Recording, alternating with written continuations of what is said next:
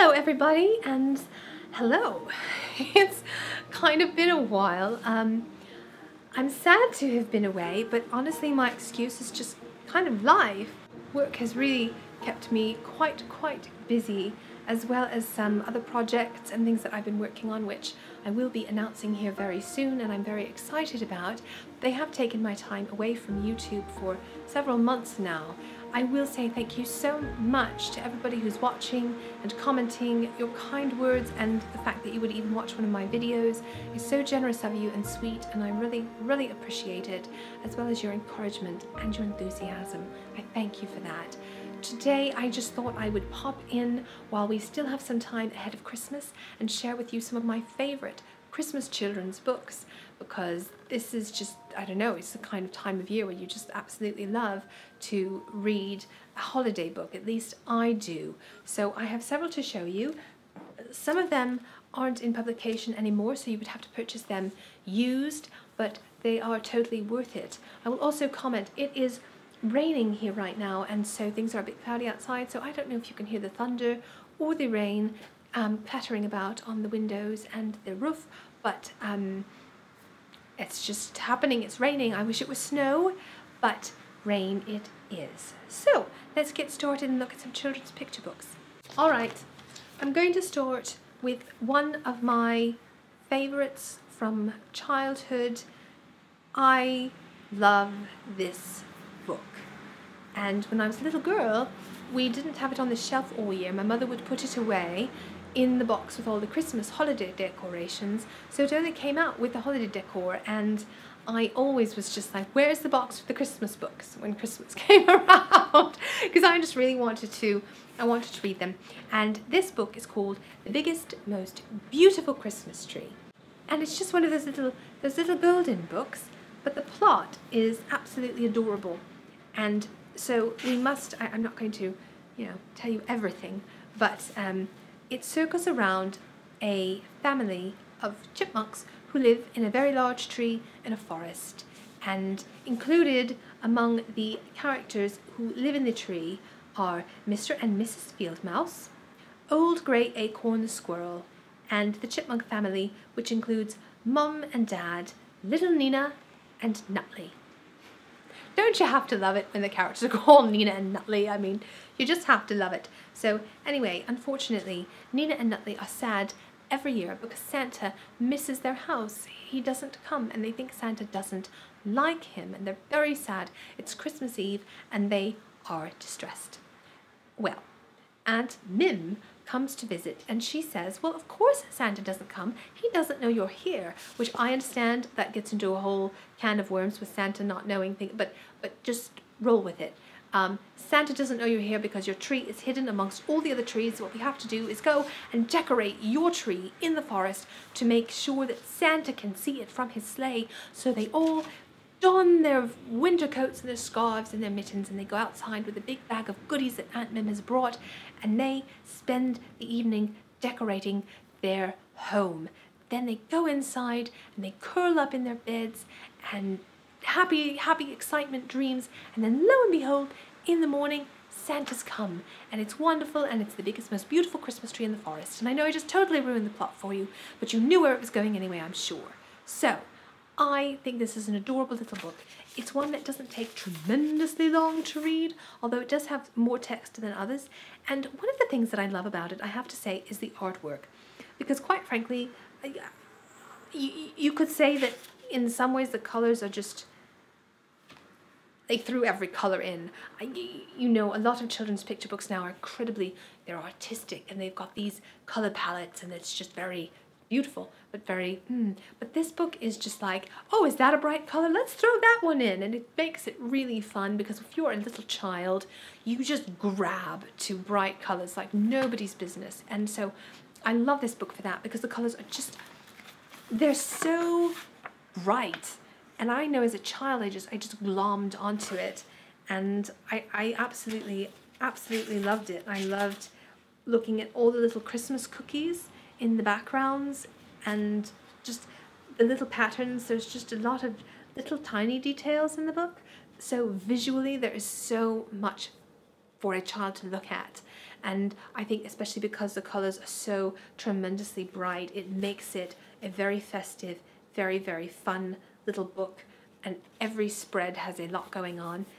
It's not in print anymore, folks, but it's so charming and so wonderfully good. I know you can buy it used on Amazon, probably other places as well. This is one of my most recommended books for the holidays. I love it. I still just read it for myself, so I know that's more of a commentary on me than it is on the book, but that's how it is. Next, I'm going to keep in the vein of books from childhood, and then we will move forward, but a little briefer here. The Night Before Christmas. Everybody should have The Night Before Christmas if you're into the Christmas holidays, and there are several versions of this pictorially that are very, very pretty, but I happen to like this one. This again is a little golden book. I'm happy to say this one is in print, only it's now a little golden book classic, which makes me feel slightly old, but there's the thunder. That's all right, because every day that you get to live a little bit longer is a blessing. So I like this book. I like it for a lot of the reasons that I like The Biggest Most Beautiful Christmas Tree. You know the story already, probably, but the artwork is just, it's very colorful, and this has a very retro feel to the artwork. The artwork itself is Victorian in its attire and the things that they are wearing, but the style of the artwork feels very much like a 1940s, 50s retro holiday card art style. So it's an odd blend of the two, but I just think it's really pretty. I like how the text is framed, and there are different little creative frames around the text throughout the story, which I think is a lot of fun. And I think they do a great job just kind of just choosing the pictures to show, because a lot of times The Night Before Christmas, it's hard to drag it out over as many pages as are in this book. A lot of versions of it that I have seen don't actually have as many pages as are in this book, and I actually think they do a great job being creative, giving you loads of page turns. It feels very nostalgic. Totally recommend it. It is just a happy book. Makes me happy in my heart. Finally, in my little golden book vein, my last book from childhood. I don't think this one's in print anymore either, but it's just a version of the Christmas story, and it's a very pastoral kind of version. It's very rose-colored when you think about all the drama and all of the terrible, awful, horrible things that were actually going on when you had the birth of Jesus. That's obviously not going to be in a little children's book, but this is just such a pretty, pretty little book, and the artwork is just delicate and sweet. I just remember as a child being grabbed to it, and again it has those bright colors. So I think it's a pretty little book. It reminds me somewhat in some of these spreads of sort of a illuminated manuscripts in terms of the lettering and whatnot that they use.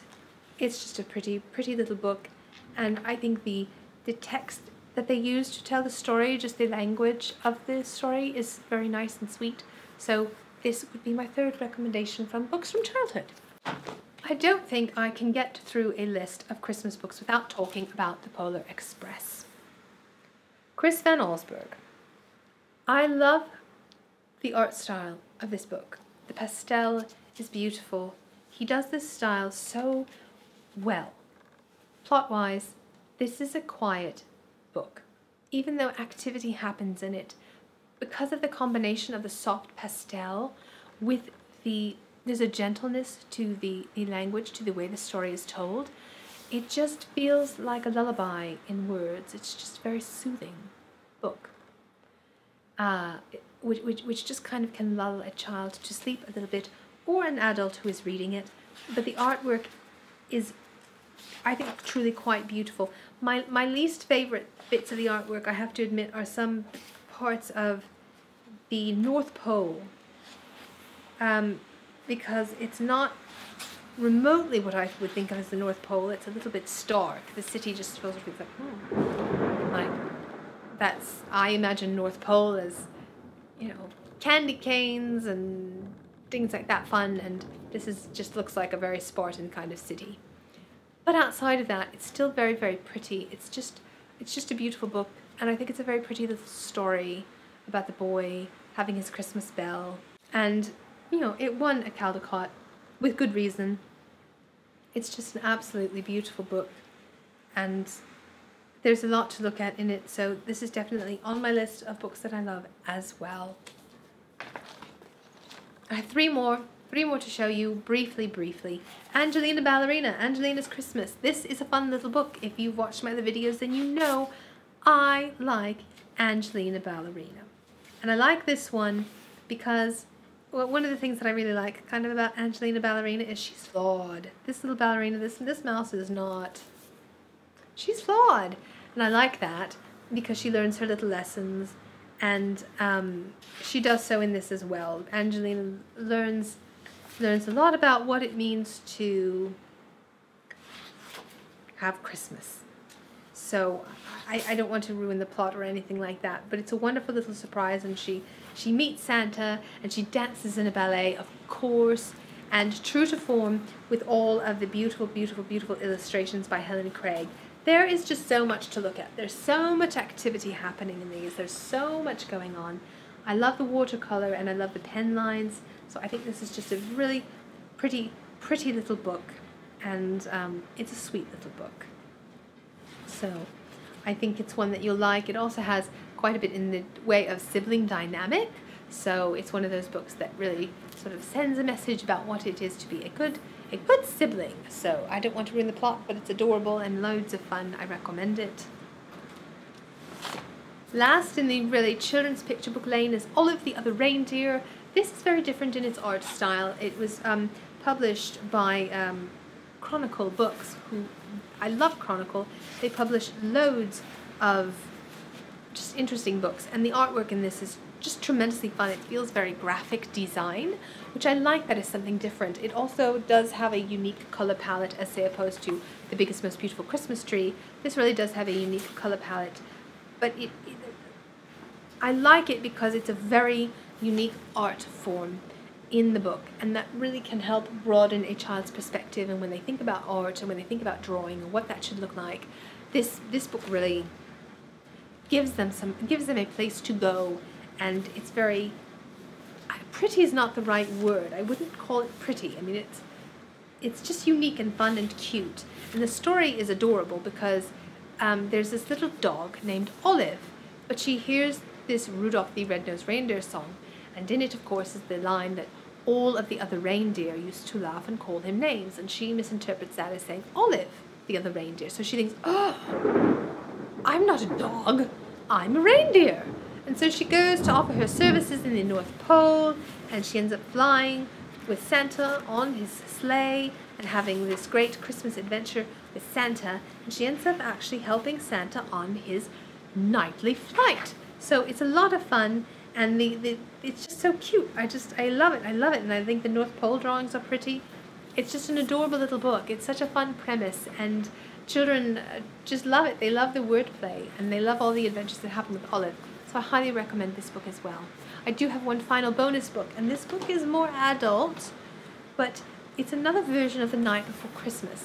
Now this one has just a few illustrations, not like the other book, but these illustrations are done by Arthur Rackham. And if you like artwork, these are beautiful. I like Arthur Rackham's work very much. It's a very adult kind of style in terms that I don't think it's something most children are necessarily immediately drawn to, and it can be almost a little frightening sometimes, I think, for small children. But I think it's very artistic and very beautiful. I just think he is tremendously talented, and so it's just a little book, totally out of print, but you can find versions of it used. And if you are someone who likes to collect art books of artists you like, I do recommend adding Arthur Rackham's illustrated version of The Night Before Christmas. Most of them, there are only a few plates as proper, as you see here on the cover. There are only a few of those in the book, and then some sort of black and white hand sketches. So it's not a heavily illustrated book, but the illustrations that you have are just prized. They're just lovely. So that's my last book recommendation. That's all I have to show you for today. Oh my, it is really coming down outside. Thank you so much for watching. If you enjoyed this video, would you please give it a big thumbs up and hit that like button below. If you've not subscribed, I am going to try to be more regular on this channel, and I do have some exciting projects that I've been working on coming up that I will be sharing with you here.